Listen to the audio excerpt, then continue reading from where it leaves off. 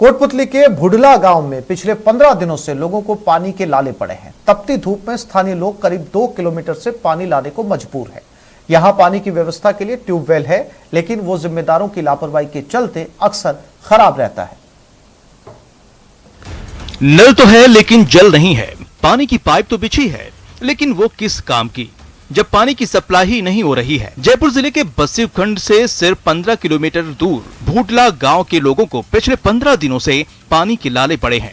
हालात ये हैं कि तपती धूप में करीब 2 किलोमीटर की दूरी तय करने के बाद पानी मैसर होता है और माथे पर लादे बड़े जतन से लाना पड़ता है। इलाके में लगे ट्यूबवेल पहली बार खराब हुए हों, ऐसा बिल्कुल नहीं है।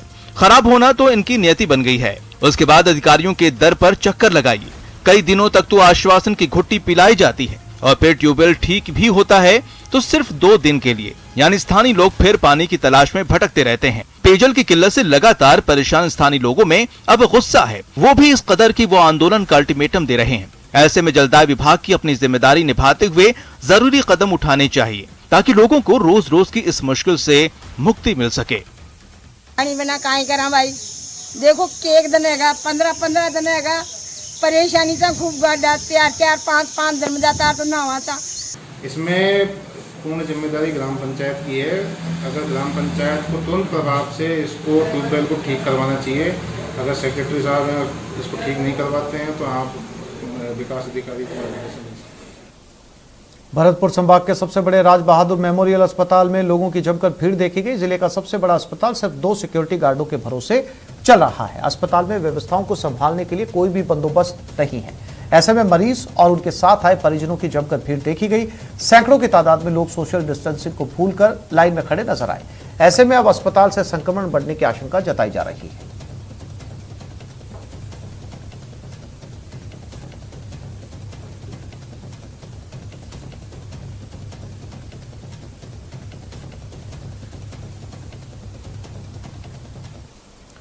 एक तरफ देश दुनिया में कोरोना ने जहां भयंकर तांडव मचाया, वहीं छत्तीसगढ़ के आदिवासी बाहुल्य इलाके बस्तर में 2 दर्जन गांव ऐसे हैं जहां पहली और दूसरी लहर के दौरान भी कोरोना गांव के लोगों को छू भी नहीं पाया। आखिर उन गांव के लोगों ने ऐसा क्या इंतजाम किया, ये आपको भी जरूर जानना चाहिए।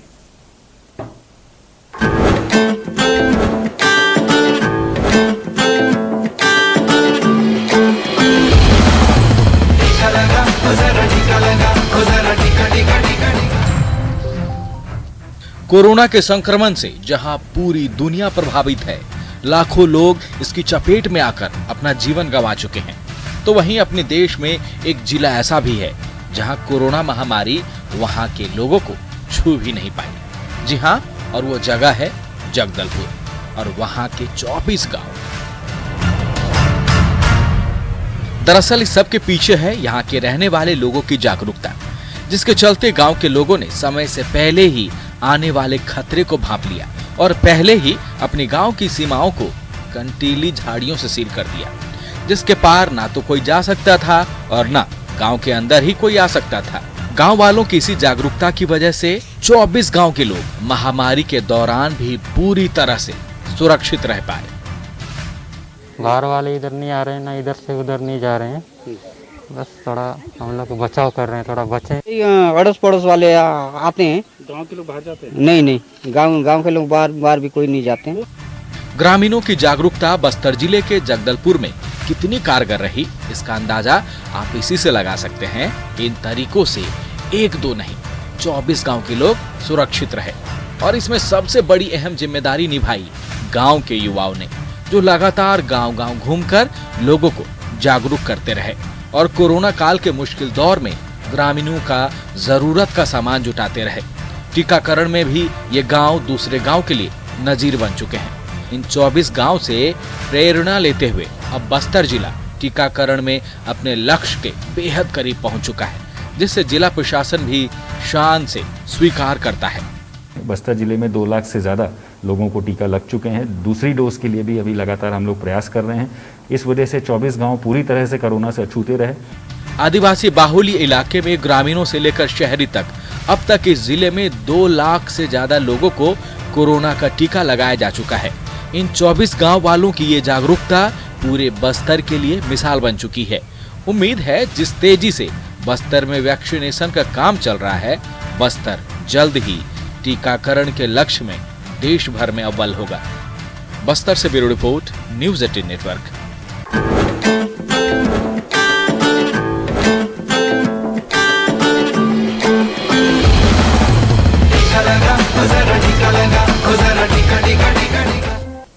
नेटवर्क 18 फेडरल बैंक संजीवनी गाड़ी भारत के कोविड प्रभावित जिलों में जा रही है। वैक्सीन के लिए जागरूकता फैलाने की हमारी इस मुहिम को आप भी अपना सहयोग दीजिए। चलिए आपको दिखाते हैं संजीवनी गाड़ी अब तक कहां गई और आज कहां है।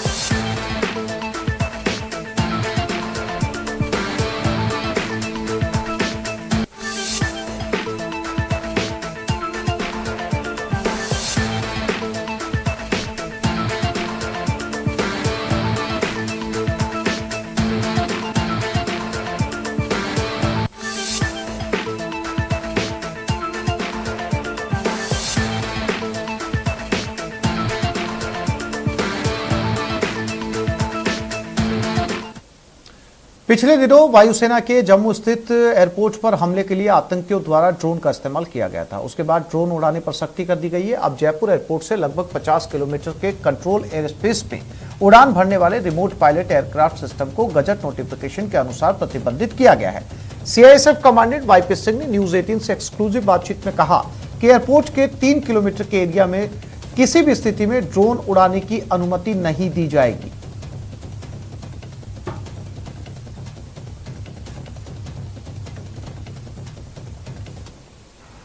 भारतीय वायुसेना के जम्मू एयरबेस पर ड्रोन से हुए हमले के बाद सुरक्षा एजेंसियों की चिंताएं बढ़ गई हैं। देश के सबसे सेंसिटिव 6 एयरपोर्ट्स में शामिल जयपुर एयरपोर्ट को लेकर भी अब एक नया आदेश जो है वो जारी किया गया। जयपुर एयरपोर्ट के 50 किलोमीटर दायरे में ड्रोन उड़ाना जो है वो अब उसकी अनुमति जो है वो नहीं होगी और इस प्रकार के आदेश जो है वो जारी किए गए। इस वक्त सीआईएसएफ के कमांडेंट वाईपी सिंह साहब हमारे साथ मौजूद हैं। सर, किस प्रकार के आदेश जारी किए गए और 50 किलोमीटर के दायरे में ड्रोन की अनुमति नहीं होगी अब? देखिए, सबसे पहले तो मैं बताऊं कि जो जम्मू एयरबेस पे जो हमला हुआ है वो भारतीय सिक्योरिटी में अपने आप में पहला हादसा है कि कोई विस्फोट का इस्तेमाल ड्रोन के थ्रू किसी जगह को विस्फोट में डाला गया है और इस तरह का एक आतंकी हमला हुआ है। तो सुरक्षा एजेंसियों के लिए आने वाले समय में बड़ा चैलेंज है कि एक हवा से आके आपके क्षेत्र में एक बम ड्रॉप करके चला जा रहा है। तो हमें इसके लिए नई स्ट्रेटेजी की जरूरत है और 2019 में ही भारत सरकार के गृह मंत्रालय ने ऑलरेडी इसके बारे में दिशा निर्देश जारी किए थे और उसी के तहत जयपुर एयरपोर्ट पे पिछले वर्ष ही गृह मंत्रालय के आदेशों अनुसार जो एसओपी बनाया गया था उसके हिसाब से जयपुर एयरपोर्ट को no drone zone area declare किया हुआ है। नो ड्रोन जोन एरिया के तहत अभी जो हमारी पेरीमीटर वॉल है उससे 3 किलोमीटर के रेडियस में आप किसी भी तरह का ड्रोन फ्लाई नहीं कर सकते हैं। और उसके अलावा जो डीजीसीए और एटीसी के तहत जो गाइडलाइंस हैं उसके तहत ये जयपुर एयरपोर्ट का 50 किलोमीटर का जो दायरा है वो कंट्रोल एयर स्पेस के अंदर आता है। और कंट्रोल एयर स्पेस का मतलब ये है कि इस एरिया में अगर आपको फ्लाई करना है आफ्टर 3 किलोमीटर ऑफ पेरीमीटर तो उसके लिए आपको प्रॉपर उसके लिए लाइसेंस आपको लेना होगा और उसके अलावा एटीसी और लोकल पुलिस का आपके परमिशन होना चाहिए। उसी के बाद में आप उस क्षेत्र में पर्टिकुलर टाइम के लिए आप अपने ड्रोन्स को इस्तेमाल कर सकते हैं। और तो ये क्योंकि एयरपोर्ट एरिया के आसपास कई मैरिज गार्डन्स भी हैं और इस दौरान ये भी देखने को मिलता है कई लोग शादी ब्याहों में जो है वो ड्रोन्स की बिना अनुमति के उपयोग करते हैं। तो ऐसे को लेकर किस प्रकार के निर्देश हैं? यहाँ पर बिल्कुल ही नहीं उड़ान दिया जाता या फिर अनुमति लेके इस एरिया में भी उड़ाया जा सकता है? अभी तक जो था कि ये भारत में इनको लेके कोई लाइसेंस प्रक्रिया नहीं बनी हुई थी, लेकिन अब जिस तरह का जो इंसिडेंट हुआ है जम्मू एयरबेस पे उसके बाद में मुझे लगता है कि आने वाले समय में सरकार और सख्त होंगी और पूरे भारतवर्ष में जितने भी ड्रोन फ्लाई होंगे आफ्टर प्रॉपर लाइसेंसिंग के तहत ही वो होंगे। लेकिन जो नो ड्रोन जोन एरिया जो डिक्लेयर होगा उसके अंदर तो आप किसी तरह का परमिशन के बाद में भी आप फ्लाई नहीं कर सकते। तो जयपुर एयरपोर्ट के 3 किलोमीटर के रेडियस में बहुत सारे मैरिज गार्डन्स हैं। अभी तक इस तरह का इंसिडेंट नहीं हुआ था तो हो सकता है लोकल प्रशासन उसमें उतना एक्टिव नहीं था, लेकिन अभी हमने रिसेंटली एक मीटिंग कंडक्ट की थी और नेक्स्ट वीक में फिर हमारी एक बड़े स्तर की मीटिंग है जयपुर एयरपोर्ट पे, जिसमें कि CISF, airport authority of India, IB, Indian air force और राजस्थान पुलिस, ये सभी लोग इसमें शामिल हो रहे हैं और उसमें हम लोग एक प्रॉपर कॉन्टीजेंसी प्लान बना रहे हैं कि इस तरह की चीज़ों को रोकने के लिए हमें क्या क्या प्रयास करने हैं और राजस्थान पुलिस को क्या कदम उठाने की आवश्यकता है, जिसके तहत जो हमारे अप्रोच एरिया में जो 3 किलोमीटर के रेडियस में जो नो ड्रोन जोन एरिया, उसमें कोई भी मैरिज गार्डन्स में इस तरह की एक्टिविटी ना हो। कैमरा पर्सन बलबीर के साथ सौरभ गृहस्थी, न्यूज 18 राजस्थान, जयपुर। देश का दूसरा और विश्व का तीसरा सबसे बड़ा स्टेडियम जयपुर के चौक में बनने जा रहा है। चौक में स्टेडियम बनने से चौक वासियों में खुशी का माहौल है। RCA की ओर से करीब 300 करोड़ रुपए की लागत से अंतर्राष्ट्रीय क्रिकेट स्टेडियम का निर्माण करवाया जाएगा। RCA की ओर से इस स्टेडियम का निर्माण कार्य लगभग 2.5 साल में पूरा कर लिया जाएगा।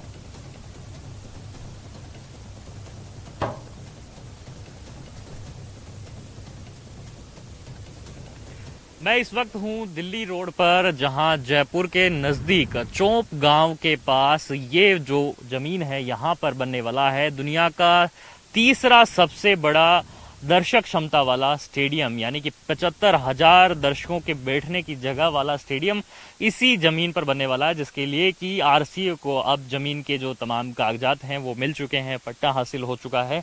और ख़ास बात यह है कि इस ज़मीन का डिमार्केशन जो है वो JDA ने यहाँ पर कर दिया है। ये चौप गांव का बाहरी हिस्सा है, जहाँ पर कि आप देख सकते हैं कि किस तरह से यहाँ इस समय बारिश के मौसम में हरियाली भी है, लहलाई हुई है और यहाँ पर पूरी तरह से एक समतल भी जो है यहाँ मैदान सा दिखाई देता है, जिस पर कि एक अच्छा निर्माण यहाँ पर किया जा सकता है, क्योंकि ये देश का दूसरा सबसे बड़ा स्टेडियम और दुनिया के लिहाज से भी देखते हैं तो ये तीसरा बड़ा स्टेडियम बनने जा रहा है, जिसमें कि पहले फेज का जो निर्माण है वो अगले 2 से 2.5 महीने बाद में यहाँ पर शुरू होने वाला है। और उम्मीद ये की जा रही कि मुख्यमंत्री इसका शिलान्यास कर सकेंगे और साथ ही साथ में अगले 30 महीनों में ये जो पहला फेज है वो बनकर के तैयार हो जाएगा। 300 करोड़ की लागत उसमें आएगी। और सबसे बड़ी बात यह है कि चौप गांव जो है वो इसे लेकर के बेहद उत्साहित है और इसके नज़दीक में जितने भी गांव आ जाते हैं वहाँ के लोग जो हैं वो इसे लेकर के यहाँ पर बेहद उत्साह यहाँ पर दिखा रहे हैं, क्योंकि जो तमाम स्टेडियम के निर्माण होंगे तो उसी से यहाँ का जो डेवलपमेंट है वो भी जुड़ा हुआ है। सबसे पहले मैं चौप के जो सरपंच हैं उनसे भी मैं बात करने की यहाँ पर कोशिश करूंगा कि आप लोग में किस तरह का रिस्पॉन्स है जब यह सुनने को मिला कि यहाँ पर इतना बड़ा स्टेडियम बनने जा रहा है, 650 करोड़ रुपए लगेंगे स्टेडियम में। किस तरह से आप लोग यहाँ पर अपनी प्रतिक्रिया दे रहे हैं और कैसा महसूस करेंगे सारे गांव वाले और आसपास के लोगों में? साहब, ये कई वर्षों की इच्छा थी, कई वर्षों से हमारी बेसर बिक्री का इंतजार खत्म हुआ और कल शाम को JDA ने RCA को पट्टा दिया। कल शाम से गांव में खुशी का माहौल है, त्योहार का माहौल है, गांव वाले बहुत खुश हैं साहब। इस बात किस तरह से उम्मीदें जता रहे, क्या क्या डेवलपमेंट हो जाएगा आप गाँव का कि इतना बड़ा स्टेडियम यहाँ पर बनेगा? साहब, इतना बड़ा स्टेडियम बनेगा तो यहाँ बहुत सारे खिलाड़ी आएंगे, यहाँ के आसपास के बच्चों को खेलने का, आगे बढ़ने का मौका मिलेगा, बहुत सारी सुविधाएं होगी, विश्व पटल पे इस गांव का नाम होगा। बहुत सारी सुविधाएं हो जाएगी। किस रूप में आप देखते हैं गांव का क्या विकास हो पाएगा? आपको लगता है कि गांव में जो तमाम समस्याएं हैं वो दूर हो पाएगी, रोजगार भी मिल पाएगा आसपास में जब इतना बड़ा स्टेडियम यहाँ पर होगा? जी हाँ, निसंदेह आसपास के, इसी गाँव का नहीं, आसपास के सभी गाँवों में विकास की जो है गति जो है बहुत तेज हो जाएगी और यहाँ के जो बच्चे हैं वो खेल के प्रति और भी अधिक रुचि रखेंगे और खेलों में भी आगे बढ़ेंगे और आसपास का सभी तरह से विकास होगा। और इसके लिए हम सभी ग्रामवासी और आसपास के सभी क्षेत्र के लोग जो हैं RCA के अध्यक्ष महोदय वैभव जी गहलोत साहब का और राजस्थान सरकार का तहे दिल से हम शुक्रिया अदा करते हैं। कैमरा पर्सन अविनाश के साथ महेश दाधीच, न्यूज 18 जयपुर। सीकर का जीर्ण माता मंदिर आज 81 दिन बाद भक्तों के दर्शन के लिए खोल दिया गया। यह फैसला शुक्रवार को मंदिर कमेटी और प्रशासन के बीच हुई बैठक में लिया गया। सुबह मंदिर के पट खुलते भक्त उमड़ पड़े, लेकिन भक्तों को वैक्सीन लगने का सर्टिफिकेट दिखाने पर ही प्रवेश दिया जा रहा है, जबकि 10 साल से कम उम्र के बच्चों और 60 साल से ज्यादा उम्र वालों को दर्शन पर पाबंदी लगाई गई है। इसके साथ साथ मंदिर में घंटी बजाने और प्रसाद चढ़ाने पर भी रोक रहेगी।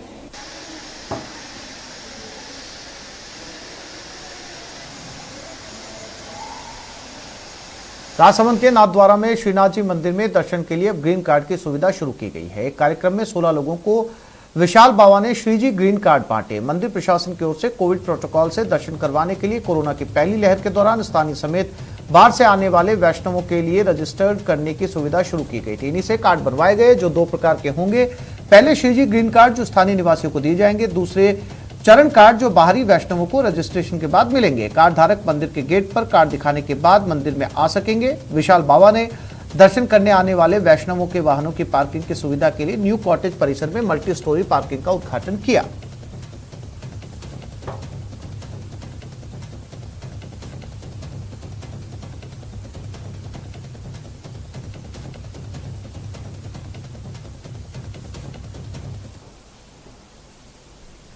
गंगानगर में मानसून की बेरुखी के चलते तेज उमस भरी गर्मी का दौर बरकरार है। इससे लोगों का जीना मुहाल हो गया। ऐसे में मटका चौक पर रंग बिरंगे देसी फ्रिज यानी कि मटकों की दुकानें सज गई, लेकिन तेज गर्मी पड़ने के बावजूद मटकों की बिक्री परवान नहीं चढ़ी। जायजा लिया हमारे संवाददाता अशोक कुमार शर्मा ने। प्रदेश के सरहदी जिले श्री गंगानगर में मानसून का इंतजार लंबा होता जा रहा है। जुलाई महीने की शुरुआत हो चुकी है, लेकिन श्री गंगानगर वासी अभी भी मानसून की पहली बारिश का इंतजार कर रहे हैं। चूंकि मानसून अभी तक आया ही नहीं है, तो निश्चित तौर पर प्रदेश का सरहदी जिले के लोग इस समय उमस भरी गर्मी से परेशान हो रहे हैं। यही नहीं, जो तापमान दर्ज किया जा रहा है वो मरुधरा का सबसे अधिक तापमान इस समय श्री गंगानगर जिले में ही दर्ज किया जा रहा है।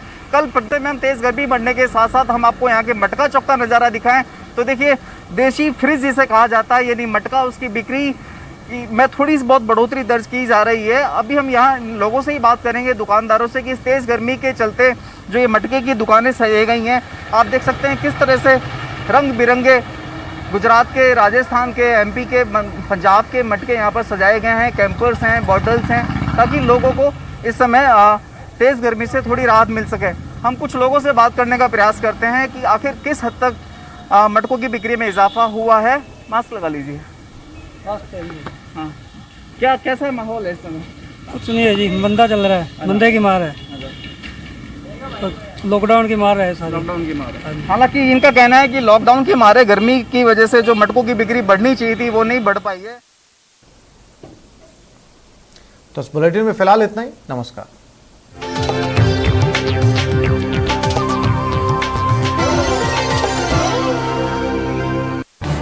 इस न्यूज हेडलाइंस के प्रायोजक बिट्स